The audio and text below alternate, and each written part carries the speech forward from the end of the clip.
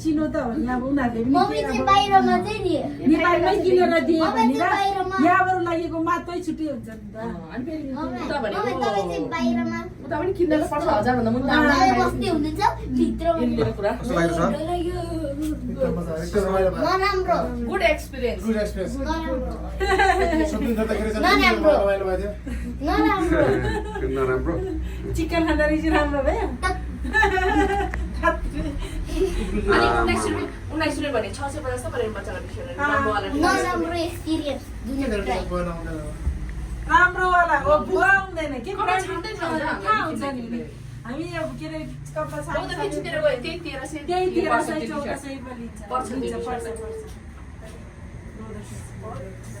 आपलाई के ल्यायो बेला के ल्यायो यो के अरे बाउला फेन्सीको यो 1000 रुपैयाँ हो अनि